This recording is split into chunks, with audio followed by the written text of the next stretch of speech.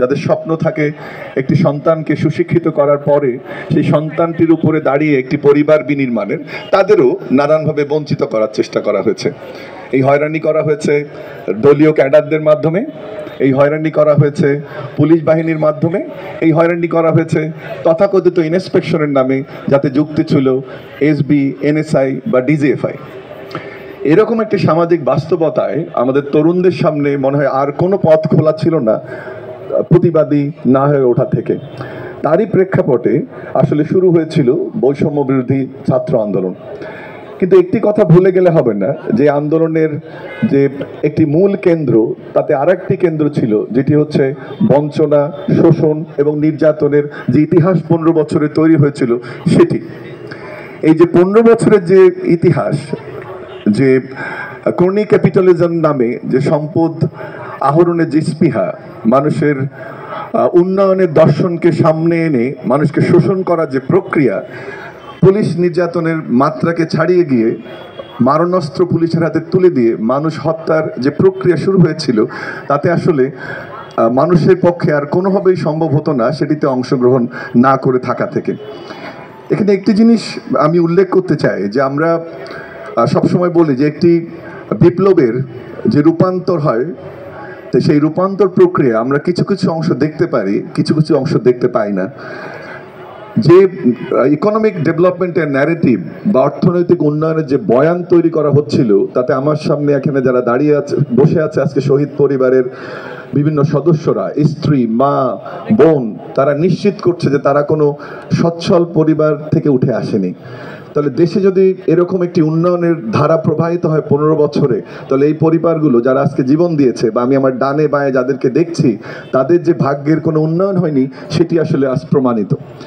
যেহেতু যে অর্থনৈতিক ব্যবস্থা তৈরি করা হয়েছিল, যেটি ভাগ্যের উন্নয়ন করতে পারেনি, সমাজে বৈষম্য কমাতে পারেনি, মানুষে মানুষে ভেদাভেদ কমাতে পারেনি, সেজন্য অস্ত্রের মুখে একটি শ্রেণীকে বা একটি ব্যবসায়ী গোষ্ঠীকে সুবিধা দেওয়ার নাম করে আদতে একটি শোষণ যুক্ত সমাজ তৈরি করার চেষ্টা করা হয়েছিল।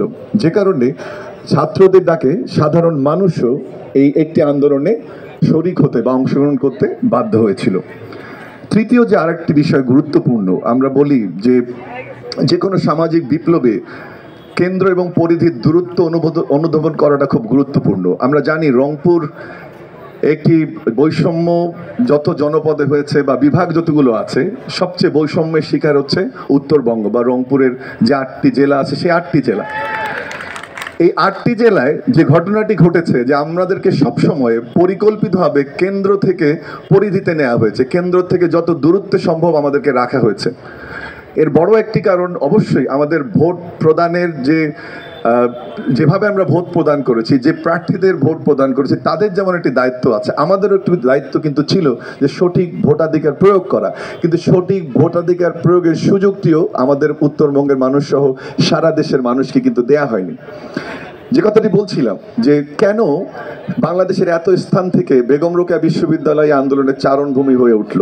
আমি আজ দুপুরে আবু সাইদের বাসায় দেখতে গিয়েছিলাম ওর পরিবারকে। তখন আমি বুঝেছি আজকে থেকে বহু বছর আগে মার্ক্সের যে ধারণা বুর্জোয়া এবং প্রলেতারিয়েত, নিশ্চিতভাবে আবু সাহিদ বা এখানে যেসব পরিবার বসে আছে, তাহের, মিলন, বা যে নামগুলো আজকে এখানে আমি দেখতে পাচ্ছি, যে লাশগুলো ছবি দেখতে পাচ্ছি, তারা কোনোভাবেই উচ্চ বর্ণের মানুষ নয়, উচ্চ শ্রেণীর মানুষ নয়, তারা সলভেন্ট কোনো সোসাইটিকে রিপ্রেজেন্ট করে না। তারা রিপ্রেজেন্ট করে আদতে বহু বছর আগে সৃষ্ট মার্ক্সের যে ধারণা প্রলেতারিয়েত বা গরিব মানুষ, সাধারণ মানুষ, নিষ্পেষিত মানুষ, তারই আসলে ওই গোত্রভুক্ত ছিল আবু সাইদ সহ আজকে যারা আমার সামনে বসে আছে তারা।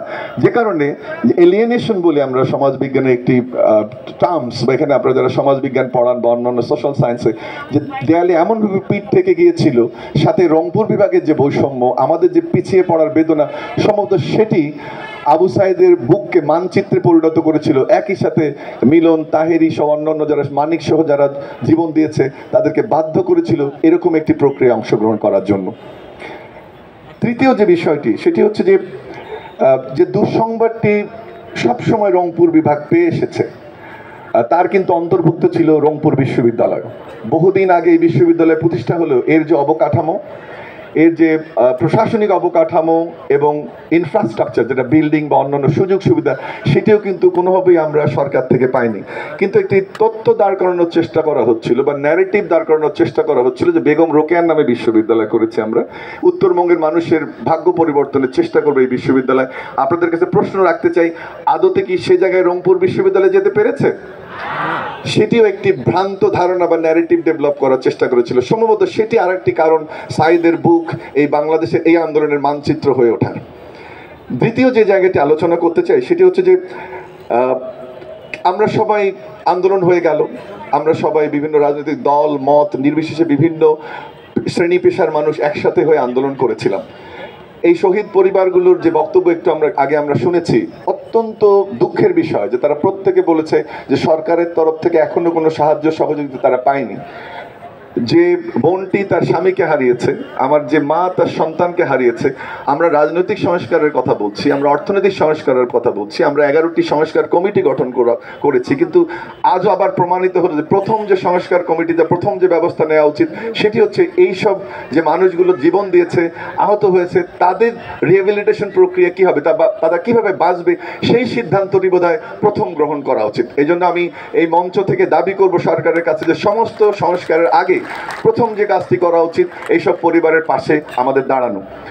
তৃতীয় আরেকটি বিষয় আমি বলতে চাই যে আমরা 3টি ঘটনা একসাথে গাঁথা, এবং এই আন্দোলনের 3টি ঘটনা আমাদেরকে আবারও দাঁড় করিয়েছে যে অর্থনৈতিক মুক্তি সর্বাগ্রে। 3টি ঘটনা একটু উল্লেখ করতে চাই। আমরা যদি 69-এর গণ আন্দোলন দেখি তাহলে সেখানে যে নামটি এসেছিল সেই নামটির নাম হচ্ছে, আমরা সবাই জানি তার নাম, এখানে যারা হিস্ট্রি স্টুডেন্ট আছে কেউ বলতে পারবে যে তার নাম কি ছিল 69-এর গণ আন্দোলনের? শহীদ আসাদ। শহীদ আসাদ একটি নিম্ন মধ্যবিত্ত বা মধ্যবিত্ত পরিবারের সন্তান ছিল। অবশ্যই শামসুর রহমানের সেই বিখ্যাত উক্তি আমরা অনেকে মনে রাখা উচিত যে আসাদের রক্তাক্ত শার্ট আজ আমাদের প্রেরণার পতাকা। সেটি একটি ভিন্ন প্রেক্ষিত, একটি ভিন্ন পরিবারকে সে রিপ্রেজেন্ট করেছে। কিন্তু আমরা যদি স্বৈরাচার বিরোধী আন্দোলন দেখি 90-এর 21 বছর পরে যেটি ঘটলো, সেখানে কিন্তু এই স্বৈরাচার নিপাত যা গণতন্ত্র মুক্তি পাক, যে মানুষটি তার বুকে এবং পিঠে লিখেছিল সেই মানুষটির নাম নিশ্চয়ই আমরা কেউ ভুলে যাব না, তার নাম নূর হোসেন। দ্বিতীয় চরিত্র নূর হোসেনের থেকে এই যে আমি একটু আগে আজাদের কথা বললাম, এই দুইটি চরিত্রের মধ্যে একটা মেজর ডিফারেন্স বা বড় পার্থক্যের জায়গা হচ্ছে দুজনের অর্থনৈতিক অবস্থা। আরেকটি জায়গা হচ্ছে যে নূর হোসেনের যে দাঁড়ানো এবং আসাদের যে প্রতিবাদ, এটি দুইটি ভিন্ন জিনিস। নূর হোসেনের আসলে কিছুই ছিল না, একটি প্যান্ট পরেছে, একটি শার্টকে কোমরে বেঁধে রেখেছে। সমাজবিজ্ঞানের দৃষ্টিভঙ্গি থেকে আমরা বলি যখন যার কিচ্ছু থাকে না তার থেকে আসলে দেহটি। নূর হোসেন যেটা করতে চেয়েছে সেটি হচ্ছে তার দেহকে দেশের কল্যাণে, মানুষের কল্যাণে, ভোটাধিকারের কল্যাণে, মানুষের অধিকার নিশ্চিত করার কল্যাণে উৎসর্গ করতে চেয়েছে। একটু আগে আমি বলেছি যে আমি একটু আগে সাঈদের বাসায় ঘুরে এসেছি, আমি এই একটা গল্প জানতাম না, এটা আমি লজ্জিত যে গল্পগুলো জানা হয়নি। 1500 মানুষের গল্প জানা আসলে সম্ভব হয়নি, কিন্তু যেটি প্রমাণ করে আমার সামনে যে মা বোনগুলো বসে আছে তাদের আসলে কারো কিচ্ছু ছিল না ওই দেহটি ছাড়া। সেটি মানিক হোক, তাহের হোক, মেরাজুল হোক, এই চেহারাগুলো তার আসলে বহিঃপ্রকাশ। তাহলে এই আন্দোলনে দুইটা যেটা মেজর ডিফারেন্স, যে 69-এ আসাদের যে জীবনদান আর নূর হোসেন এবং সাঈদ সহ, তাহেরি সহ, মানিক সহ মিলনের যে জীবনদান, সেটি আসলে ভিন্ন প্রক্রিয়া। এটি জীর্ণ শীর্ণ একটি দেহের উৎসর্গ, এটির মূল্য 69-এর চেয়ে অনেক অনেক অনেক গুণ বেশি। আমাদের মনে রাখতে হবে যে এই জীবনগুলোর মূল্যের জন্য তারা যে কথাটি বলছেন, আমি যে কথাগুলো ঠিকভাবে বুঝে থাকি, আমি একটু আগে বলেছি যে আমি যেভাবে আমার বক্তব্য সাজিয়ে এনেছিলাম আমি ভিন্নভাবে উপস্থাপনের চেষ্টা করছি। এই শহীদ পরিবারগুলো আমাকে যে জ্ঞান দান করেছে, আমার বিবেককে যে তাড়িত করেছে, তার ভিত্তিতে আমি থিওরি এবং প্র্যাকটিক্যাল মিক্স করার চেষ্টা করছি। আমার মনে হয় একটা কথা তারা বারবার বলার চেষ্টা করেছে, যে জায়গাটা থেকে আমরা বের হতে পারছি না। আমি রংপুর বিশ্ববিদ্যালয়ের শিক্ষার্থীদের এবং যারা রাজনৈতিক দলের কর্মী আছেন তাদের দৃষ্টি আকর্ষণ করব। ব্যক্তির উন্নতি করার পরেও সমাজের উন্নতি করা যায়। এখানে আমার মাননীয় ভাইস চ্যান্সেলর বসে আছেন, আমার চেয়ে অনেক জ্ঞানী মানুষ, এদেশের অন্যতম একজন শিক্ষাবিদ, স্যার নিশ্চয়ই আমার সঙ্গে একমত হবেন, আপনারা যারা শিক্ষক বসে আছেন। কিন্তু আমরা পুরোটাই খেতে চাই, আমরা পুরোটাই আমার জন্য করতে চাই। একবার দেখুন তো আপনাদের সামনে যেসব শহীদ পরিবার বসে আছে, যে লাশের ছবি আমরা দেখছি, তারা তো কিছুই পেল না। স্ত্রীর চিন্তা করেনি, সন্তানের চিন্তা করেনি, মায়ের চিন্তা করেনি, পরের বেলা খাবারের চিন্তা করেনি, জীবনকে উৎসর্গ করেছে একটা সুন্দর বাংলাদেশের জন্য। সম্ভবত বড় টার্ম যেটাকে আমি বলতে পারি সেটি হচ্ছে গণতন্ত্রায়নের জন্য, মানবাধিকারের জন্য, সুশাসনের জন্য, সর্বোপরি সম্ভবত অর্থনৈতিক মুক্তির জন্য। এবং তার সাথে কিন্তু বৈষম্য বিরোধী ছাত্র আন্দোলনের একটি যোগসূত্র রয়েছে। আমরা যেন ভুলে না যাই, আমি যে কথাটি বলছিলাম দ্বিতীয় অংশে, যে আমরা যেন ভুলে না যাই যে ব্যক্তির যে অর্জন, আমি ম্যাজিস্ট্রেট হব, আমি ব্যাংকার হব, আমি রাজনৈতিক নেতা হব, আমার জীবিকার প্রয়োজন আছে, আমার পরিবারের প্রয়োজন আছে, আমার পরিবারের স্বাচ্ছন্দ্যের প্রয়োজন আছে, কিন্তু এটি যেন আমি ভুলে না যাই যে আমার ব্যক্তিগত অর্জনের সাথে সাথে আমি যেন সমাজকে কিছু উপহার দিতে পারি। যে শহীদ পরিবারগুলো তাদের সব কিছু উৎসর্গ করেছে, আসুন আমরা আজকে শপথ করি